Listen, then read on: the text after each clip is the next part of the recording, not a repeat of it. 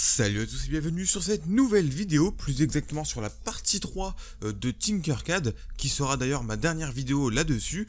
Aujourd'hui, je vais vous montrer comment transformer un fichier 2D, donc une image, en 3D grâce à Tinkercad, et ça très simplement, avec l'exemple de ce que vous avez pu voir dans la miniature, le logo du célèbre jeu Cyberpunk 2077. Donc on y va, c'est parti!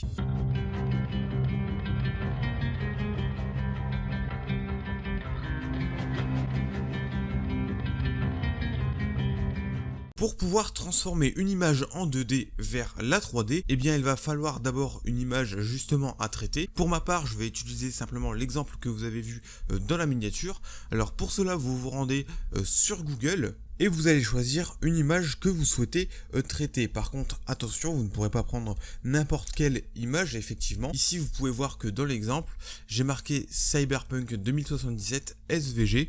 Pourquoi? Tout simplement parce que l'image qu'on doit traiter doit être au format SVG. Si elle n'est pas tout à fait au format SVG, ce n'est pas très grave, tant que l'image est en fait en noir et blanc ou contient vraiment très peu de couleurs, cela peut fonctionner, comme par exemple ici le logo de Stadia, celui-ci fonctionnerait parfaitement, tous les textes en somme fonctionnent vraiment bien. Ici pour le logo Cyberpunk par exemple, celui-ci, cela va très mal fonctionner car en fait nous allons transformer cette image en SVG, donc en noir et blanc. Donc ici tout le logo sera totalement en noir, donc c'est pour ça qu'il faudra vraiment sélectionner le bon logo. Je vais vous donner un autre exemple très concret, simplement si vous mettez par exemple Mario SVG, vous allez pouvoir utiliser toutes les images qui sont comme ça en noir et blanc, ou encore Animaux SVG, vous allez pouvoir utiliser vraiment toutes ces images qui sont en noir et blanc et qui vont très bien fonctionner. Revenons sur Cyberpunk 77.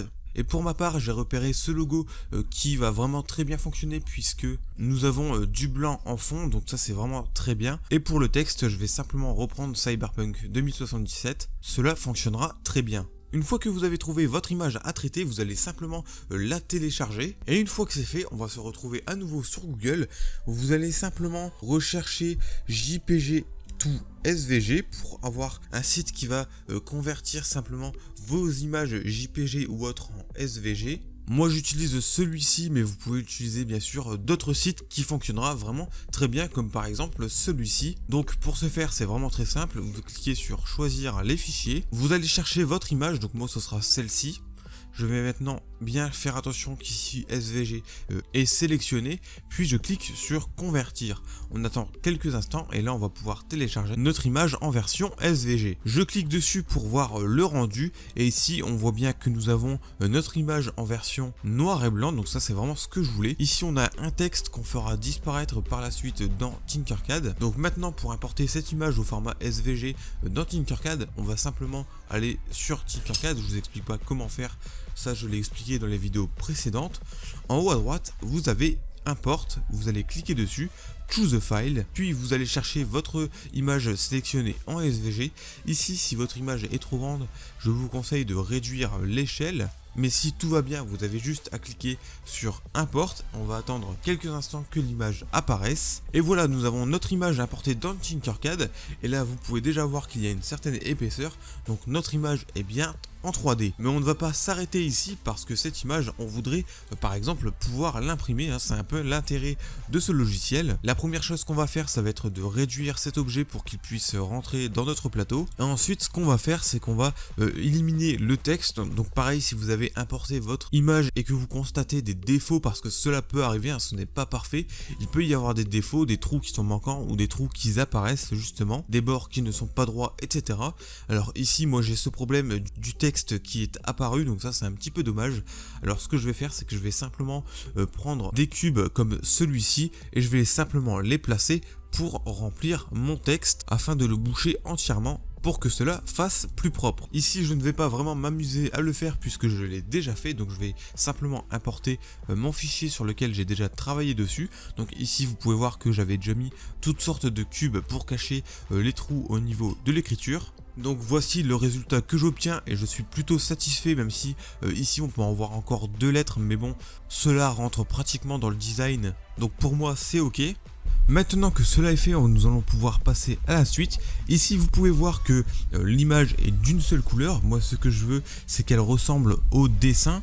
que j'ai enregistré, donc en gris ainsi que en rouge. Alors ce qu'on va faire maintenant, c'est qu'on va cliquer, sélectionner notre objet et qu'on va faire duplicate, et nous allons glisser l'objet dupliqué sur la droite, comme ça nous avons un objet tout à fait similaire au premier. Pourquoi j'ai fait ça, vous allez le comprendre par la suite. Maintenant ce qu'on va faire, ça va être de supprimer toute la partie rouge et de ne garder que la partie grise. Grosso modo, nous allons simplement scinder les couleurs. Il faut donc regarder sur l'image quelles sont les parties à garder et quelles sont les parties à supprimer. Donc ici, je vais supprimer toute la partie rouge et ne garder que la partie grise. Pour ce faire, je vais faire un petit peu comme pour le remplissage du texte, sauf que je vais faire l'inverse. Je vais prendre ici le cube en mode trou et je vais commencer à supprimer toutes les parties rouges.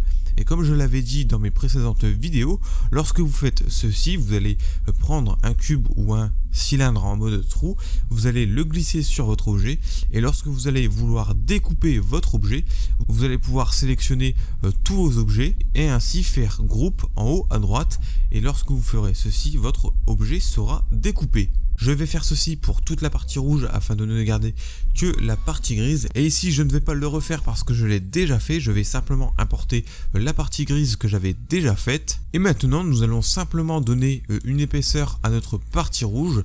Donc pour ma part je vais lui donner une épaisseur de 2 mm, donc ce qui est le cas, donc c'est très bien.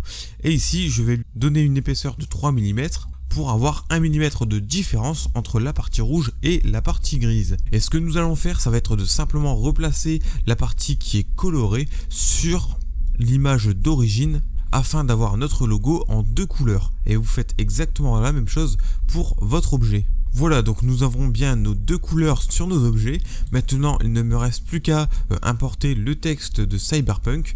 Pour cela, c'est vraiment très simple. On va faire un peu comme on a fait tout à l'heure. On va aller directement sur Google. On va aller chercher une image, par exemple celle-ci. Vous allez l'enregistrer. Donc, vous enregistrez le texte ou la deuxième image que vous souhaitez.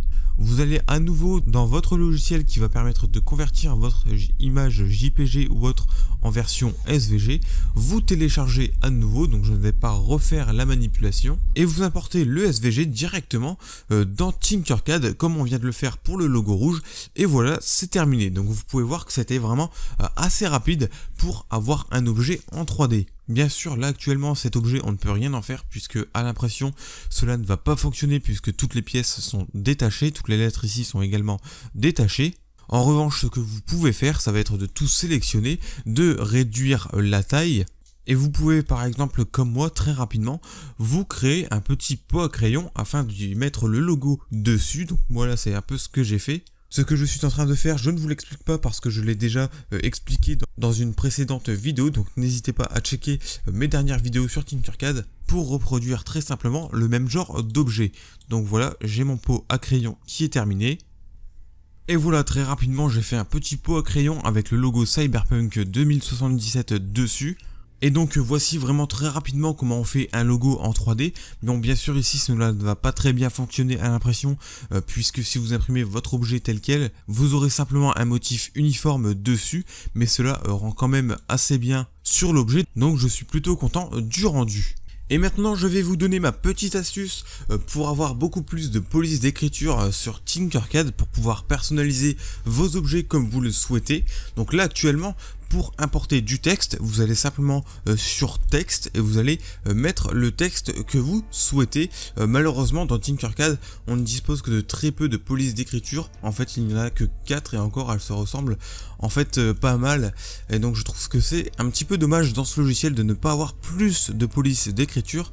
C'est pour cela que je vais vous montrer ma technique, comment faire pour avoir beaucoup plus de police d'écriture. Pour ce faire ça va être en fait vraiment très simple. On va reprendre la même technique qu'on a repris pour l'image de Cyberpunk.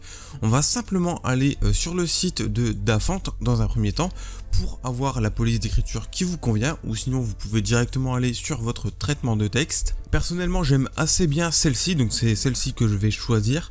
Donc simplement on va aller télécharger la police d'écriture. Bien sûr vous aurez tous les liens en description de la vidéo des logiciels que j'ai utilisés pour cette vidéo. Vous installez simplement votre police d'écriture, j'imagine que ça vous savez le faire. Et maintenant vous vous rendez dans votre traitement de texte. Bon, personnellement j'utilise Word de OpenOffice. Dans un premier temps, vous allez mettre le texte que vous souhaitez écrire, puis maintenant vous allez aller sélectionner la police d'écriture que vous venez de télécharger. Ce que je viens de faire à l'instant, c'est simplement que j'ai mis une forme pour pouvoir importer mon texte en tant qu'image.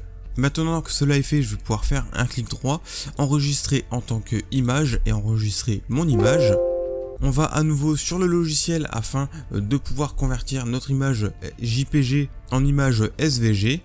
On retourne dans Tinkercad, on clique en haut à droite sur Import, Choose Files, on va sélectionner le fichier qu'on vient de télécharger, on apporte notre police dans Tinkercad et normalement voilà, vous devriez avoir apparaître votre police d'écriture. Et voilà, c'est comme ça que l'on fait pour avoir toutes les polices d'écriture que l'on souhaite sur Tinkercad. Bon, cela n'est pas parfait mais cela fonctionne assez bien tout de même.